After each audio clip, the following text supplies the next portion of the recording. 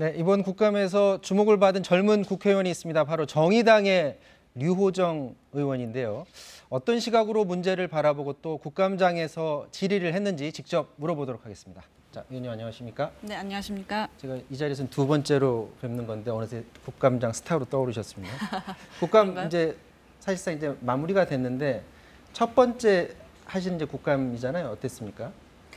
시작할 때는 부담감을 굉장히 많이 안고 시작을 했었습니다. 네. 주변에서 실력으로 증명해야 한다. 특히 국정감사나 이런 위원회 활동으로 증명해야 한다고 많이들 말씀하셔서 부담감을 많이 안고 시작을 했는데 그래도 무사히 맞춰서 다행이라고 생각하고 있습니다. 네. 사실 뭐 말로는 무사히 맞춰서라고 하지만 중간중간에 여러 가지 이슈를 사실은 던져주셨어요. 자, 하나하나 좀 살펴보도록 하겠는데 23일 과방위 국감장 잠깐 보고 말씀을 나눠야 될 것 같습니다. 자, 이 과방위 국감에서 욕설이 오갔고 급기야 뭐 의사봉까지 던지는 일이 벌어졌었는데 영상 보고 말씀 나누도록 하겠습니다. 여태까지 간사님에 대해서는 충분히 시간을 다른 의원님보다 훨씬 더 많이 드렸습니다. 이 앞에 안 줬거든요. 나가세요. 당신이 중간에서 그걸 해가 세팅 끌으면 되지. 뭐 당신이 그러면 뭐야? 어떤 당신이야 이 사람이? 여기 위원장이야! 위원장이 사람이 그러는 거야? 같은 얘기야. 질문하세요. 질문해. 위원장이라고 진짜 들어봐서 정말 정신이 있는지 없는 거야 이 사람이. 이 사람이 정말 춤을 나가. 야 박성준은 볼 일이 없어? 야라니 이 금방. 정의를 좀 합니다.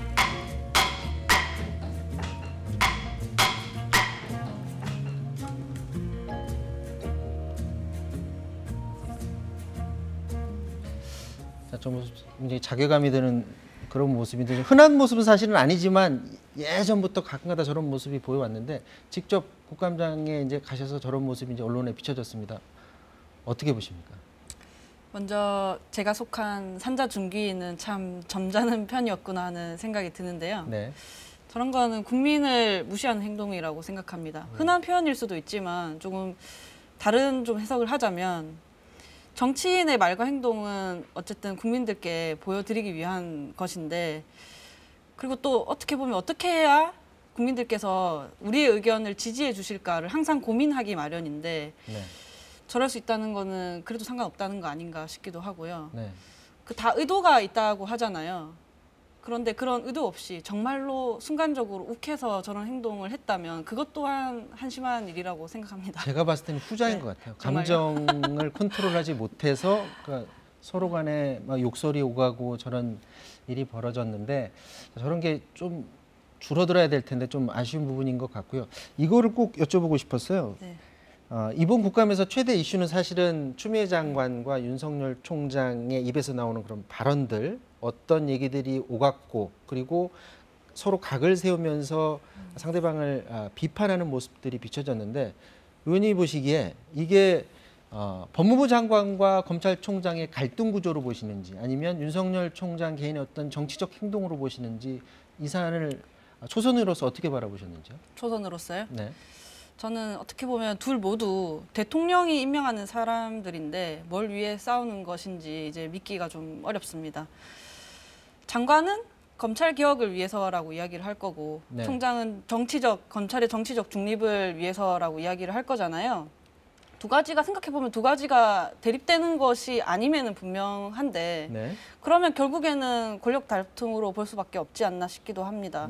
한편으로 검찰 개혁에 물론 동의하고 가장 중요한 시대적 과제임에도 100% 저는 동의합니다. 그러나 검찰 개혁만 중요하다거나 추미애 장관의 편을 들지 않으면 검찰 개혁에 반대하는 것이라는 좀 과도한 결론에는 동의하기가 어려웠고요. 또 반대로 그런 검찰의 정치적 중립에 동의하면서도 이거에 동의하지 않는 사람은 없을 거잖아요. 네. 근데 지금 검찰을 대다수 시민이 동의하지 못하고 신뢰하지 못하고 있다는 점에 대해서는 검찰이 스스로 돌아봐야 한다고 생각하고 있거든요. 지금 국정감사에서만이 아니라 대정부 질문 때부터 계속 그전에서부터 계속 이어져 왔습니다. 네. 그때 중요한 어떤 민생의 이슈가 있음에도 불구하고 지금 모든 것을 뒤덮고 있는 상황이 참 안타깝습니다.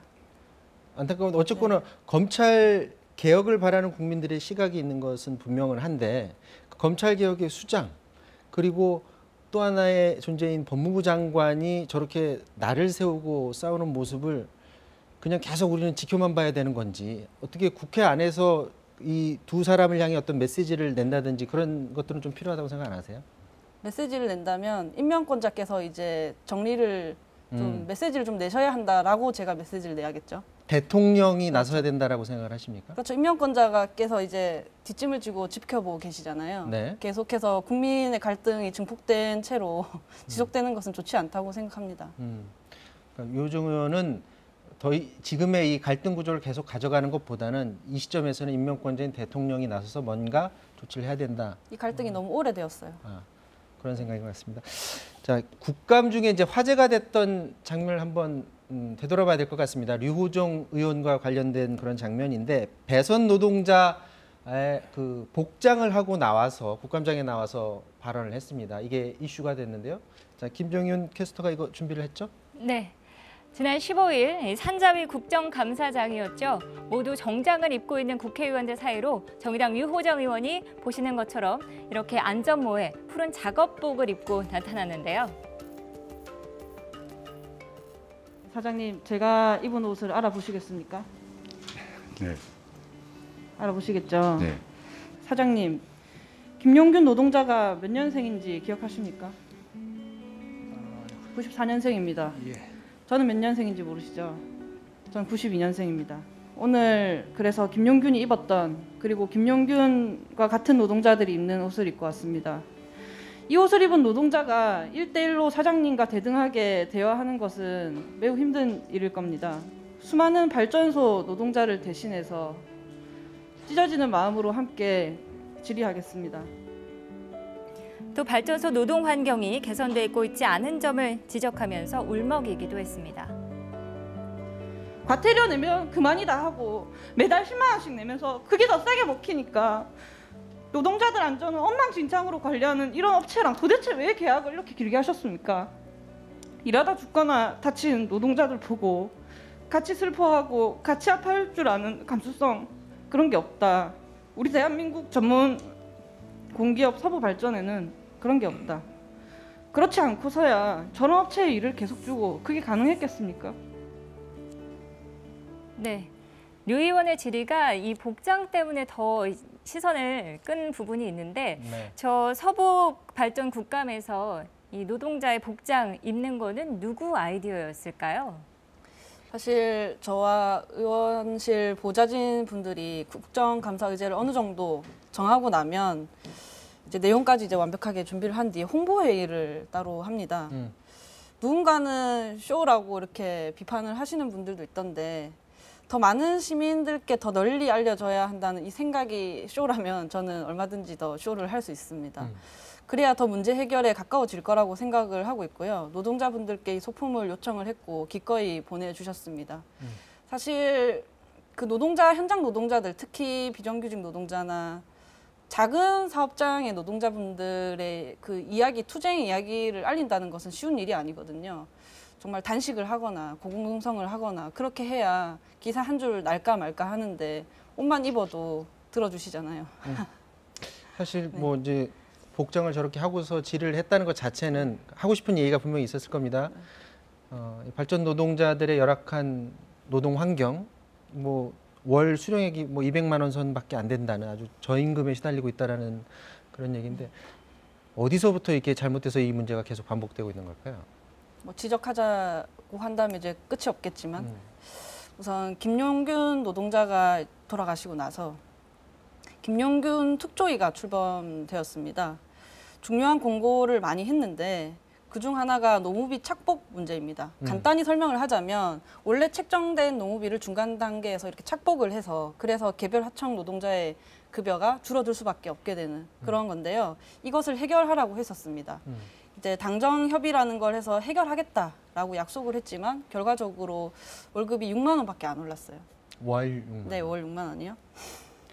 이게 김용균과 같은 일을 하는 그 노동자분들의 현실이고, 누군가는 뭐 발전사의 문제다, 산자부의 문제다, 뭐 정부의 문제다, 여당의 문제다라고 하는데 전 다 같은 이야기라고 생각합니다. 집권 세력의 문제입니다.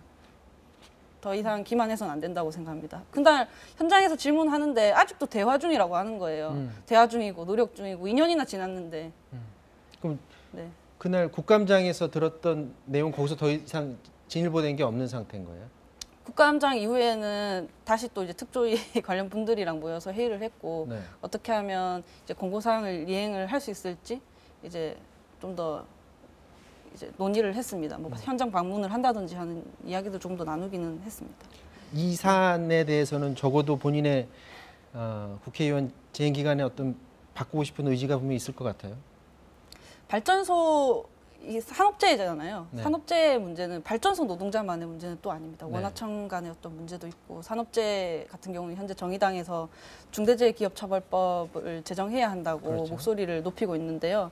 이번 21대 국회에서만큼은 꼭 중대재해기업처벌법이 통과되면 좋겠습니다. 네. 지금 언론에서 유 의원 의상에 굉장히 그 포커스를 많이 두고 다루고 있습니다. 뭐 오늘은 정장 입고 오셨는데 이런 부분을 자꾸 이슈화시키는 언론은 어떻게 생각하시나요?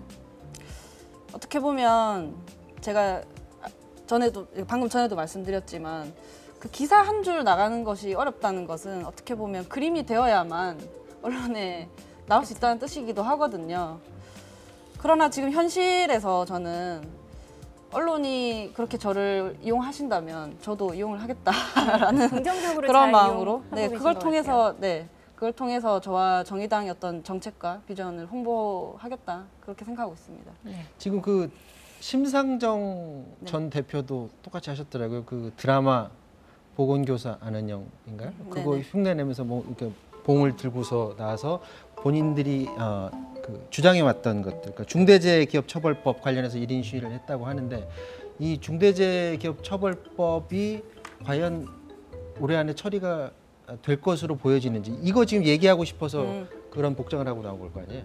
그렇죠. 우선 중대재해기업처벌법은 기업 원청의 책임을 조금 더 강화하고 이제 처벌 수위를 높이는 뭐 그러한 법안들인데요. 뭐 경영계의 반발이 심하다라고는 말하지만 경영계만 반발하고 있다고 생각합니다. 매년 2,700명의 노동자가 한국에서 죽어가고 있고 네. 우리나라는 산업재해 OECD 1위 국가이지 않습니까? 더 이상 일터에서 일하다가 죽거나 다치는 일이 없어야 한다라고 생각하고 있고요. 네. 반드시 이번 국회에 통과되어야 한다고 생각하고 있습니다. 근데 이제 정의당 혼자만의 힘으로 안 되잖아요. 분명한 건 네. 워낙에 소수 정당이니까 민주당을 설득할 전략이 분명히 있어야 될 것 같은데. 정의당의 주요 법안들에 대해서 민주당 의원님들과 이야기를 나누다 보면요. 네. 결국에는 국민들의 여론을 모아서 와라라는 어떤 그런 결론으로 귀결됩니다. 그래서 그렇게 하기로 마음을 먹었고요. 저는 어떻게 보면 이렇게 노동자들의 옷을 입고 나와서 뭐랄까 1초라도 더 국민들 눈에 보이고 이런 이야기가 있습니다라고 알리는 것 또한 국민들의 여론을 모으는 과정이라고 저는 생각하고 설득하는 있습니다. 과정이다라고 생각을 한다는 거죠. 뭐 방금 전에 얘기했던 그 법안도 있지만 유호정 의원이 반드시 이것만은 내가 가장 먼저 처리하고 싶다는 법안이 있다면 어떤 게 있을까요? 뭐 중대재해기업처벌법 외에는 제가 강간죄 개정을 제가 맡고 있고요. 네. 그리고 제가 포괄임금제 폐지, 그러니까 장시간 노동을 유발하는 그런 법안인데 총선 공약 1호 공약이었습니다. 네. 그것도 있고 계속 이야기를 해도 될까요? 네. 그리고 청년 노동권 보호 3법이라고 네. 채용비리 처벌법, 그리고 임금체불 방지법, 부당 공고사직 방지법 등 이런 소위 말하는 청년 노동자들이 사회생활을 시작했을 때 겪을 수 있는 부당한 일들, 결국에는 모든 노동자들에게 혜택이 돌아갈 수 있는 그런 법안들을 준비하고 있습니다. 어쨌거나 노동자와 직결된 청년 노동자건 아니건 간에 노동자와 직결된 관련 법안에 좀 관심이 많으신 것 같네요. 그렇죠. 결국에는 어떻게 보면 직장에서 사는 게 이런 거야, 사회생활이 그런 거야라는 말을 을들이 스스로 자신에게 되뇌이면서 속으로 삼키는데 더 이상 이건 사회생활이 아니다, 잘못된 일이다, 고쳐야 하는 일이다라는 메시지를 주고 싶습니다. 방금 전에 말씀하셨듯이 먼저 국민들을 설득하고 여당으로 오라는 얘기를 들었다고 했는데 그런 설득 과정도 굉장히 중요한 것 같고요. 이번 국감에서 이슈됐던 거 하나만 더 짚어볼게요. 그 어휘 발언 때문에 굉장히 이슈가 됐었는데 이게 그러니까 피감기관 기관장이 답변을 하는 과중에 어휘라는 발언을 했는데 이 말 가지고서 논란이 일었습니다. 한번 보고서 말씀 나누도록 하겠습니다. 그 당시에는 계약직, 정규직 이런 게 없었지 않나 싶습니다. 허위 기재가 용인되지는 않고요. 허위 진술로 허위 기재라고 허위 진술로 허위 기재라고 저희 판단하지 않았다고 생각됩니다. 자, 류 의원이 저렇게 되물었다라는 거는 본인을 저 피감 기관장이 낮잡아서 봤다고 지금 느끼셨던 건가요? 당시에 질의 시간이 제한되어 있어서 서로의 발언권을 좀 가져가려고 하는 일들이 발생을 하거든요. 네. 그 상황에서 말을 끊는 추임새로 어이라고 하신 것 같았는데 그런 뭐랄까 반말로 끊는 것은 제가 처음 봤거든요. 그래서 저도 되물었습니다. 네. 어쨌거나 저런 게 만약에 국회의원을 낮잡아 봐서 저런 행동을 했다면 좀 굉장히 심각한 문제일 수가 있어요. 본인이 이제 사과는 하긴 했죠. 사과는 하긴 했는데 저런 문제 만약에 되풀이될 수도 있다고 본다면 어떻게 저런 건 바로잡아 나가야 될 것 같습니다. 이번 일을 통해서 어떻게 보면 공론장에서, 그러니까 공적 영역에서 하대를 이렇게 습관적으로 나이가 하는, 자기가 뭐 더 많다고 나이든 해서 전 나이 얘기는 웬만하면 하고 싶지를 않은데요. 나이를 생각하기 시작하면 해야 할 말을 못 하게 될 수 있어서 네. 이제 나이 이야기를 잘 하지 않는데 네. 어쨌든 이번 일을 계기로 자기 검열을 하셨을 거라고 생각하고 있습니다. 그 이제 저 피감 기관장 혼자만의 얘기고 사실은 많은 뭐 국회의원일 수도 있고 다른 피감 기관장도 마찬가지로 스스로 검열을 할 수 있을 거다 이렇게 그렇죠. 바라보시는 그것을 거예요? 지켜보면서 또 생각을 하게 되니까요. 우선은 여기까지 하려고 했습니다. 왜냐하면 그때 되물으면서 또 아차 싶었던 게 아, 이러다 보면 또 본말이 전도되겠구나 이게 하는 생각도 들었었거든요. 네. 사실 지금 나이 얘기 하기 싫다고 얘기는 하셨는데 제일 궁금하기도 해요. 21대 국회 이 평균 나이가 55이거든요. 20대 여성입니다. 아무래도 국회 내에서 그런 것 때문에 내가 차별을 겪는다, 이건 아니다 싶었던 일들이 분명히 있었을 것 같아요. 또 얘기하기 싫다고 하는 거 보니까 더 있었을 것 같다는 생각이 드는데 물어봐도 될까요? 뭐 싫은 건 싫은 거지만 또 현실은 현실이니까요. 네. 반말을 조금 더 쉽게 하시는 것 같기는 합니다. 정의당 내에서도 마찬가지입니까? 아, 정의당 내에서는 절대 그렇지 않습니다. 정의당에 있는 선배 의원들은 깍듯하게 존댓말로 대해주신다. 네, 적어도 저에게는 반말을 하지 않으셨습니다. 근데 제가 봤을 때 이렇게 새로운 문제를 이렇게 찝어낸다기보다 사람들이 그냥 좋게 넘어가는 것들의 문제점을 딱 잘 잡아내시는 것 같은데 좋든 싫든 이런 국회 내에 이런 분위기도 있구나, 이런 문제점들 혹은 뭐 특별한 사항들 있을까요? 뭐 옛날보다는, 그러니까 어떤 문제든 예전보다는 나아지고 있다라고 많이들 말씀하시지만 여전히 말씀하신 것처럼 좋은 게 좋은 거니까 하면서 넘어가는 그런 관행들이 있는 것 같아요. 이번에 뭐 사실 어떻게 보면 증인 철회 문제 같은 것들도 저는 비슷한 상황이 있었다라고 생각을 하고 있고요.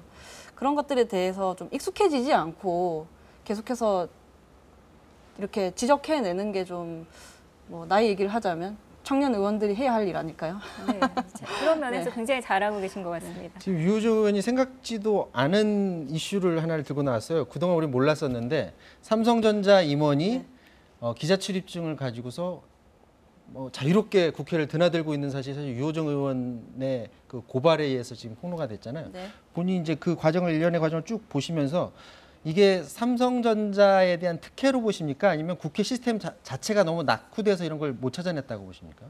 우선 시스템 자체도 많이 낙후되어 있습니다. 뭐 굳이 그 기자 출입증이 아니더라도 지금 식권을 종이로 쓰고 있는데요. 여러모로 낙후된 점들이 있고요. 그러니까 너무 많이 들락날락거려서 네. 이게 보안 시스템상 그렇게 하기가 힘들 텐데 어찌된 일인지 알아보니 이제 기자 출입증을 이용해서 들락날락거리고 있었던 거고 증인 철회 같은 경우에는 아직도 저는 그 뭐 증인 채택한다는 것이 뭐 원래 어려운 일이다, 원래 다 그렇다라고 이야기들 하시지만 아직도 납득을 하지 못하고 있습니다. 가장 중요한 이슈가 삼성전자의 그 임원을 부르려고 했던 이유가 본질 아닙니까? 그렇죠. 불러서 지금 문제 삼으려고 했던 부분이 정확히 어떤 거죠? 원래는 대기업의 중소기업 기술 탈취 문제에 대해서 지적하기 위해서 상생협력센터의 부사장님을 불렀어요. 왜냐하면 권한이 있고 발언에 권한이 있고 책임이 있는 분을 이렇게 증인으로 채택을 해야만 의미 있는 그런 답변을 들을 수 있을 거라고 생각했기 때문인데요. 결국에는 철회가 되었죠. 삼성은 원하는 바를 이뤘어요. 그럼 결국에는 그 기소 탈취와 관련해서 다른 간부를 통해서 질의를 한다든지 문제점을 찾아낸다든지 하는 데는 성공하지 못한 건가요? 그 상무분이 나오셨는데 그분은 증인으로 나온 게 아니라 자진 출석해서 나오신 거거든요. 그래서 삼성의 높으신 분은 나올 수가 없고 삼성이 보내주는 분께 저는 질의를 할 수밖에 없었지만 그래도 어쨌든 그 내용에 대해서는 질의를 하고 뭐 중기부 장관님이나 뭐 이런 상임위 내에서의 어떤 문제인식 공감대를 형성을 했습니다. 상임위 차원에서 좀 입법 활동을 이어나가기로 했습니다. 자, 산자위 소속이잖아요. 네. 그 산자위 소속에 있는 국회의원으로서 꼭 이것만을 하고 싶다라는 부분 마지막으로 짧게 한마디 부탁드리겠습니다. 짧게 해야 하나요? 네. 그러면 중소기업 기술 탈취 문제, 그리고 네. 석탄 발전소 노동자 안전 문제, 그리고 대통령의 공약이었던 공공부문 비정규직 제로 문제 하나만 찝지 못해서 전부 다 네. 이야기하겠습니다. 네, 꼭 그 문제의 점을 개선하는데 꼭 이루어주시기를 바라고요. 이제 초선이시고 최연소 국회의원입니다. 국회의 어떤 변화의 바람을 일으키는 어떤 주춧돌이 돼주기를 또 바라봅니다. 자, 지금까지 정의당 류호정 의원과 말씀 나눴습니다. 말씀 고맙습니다.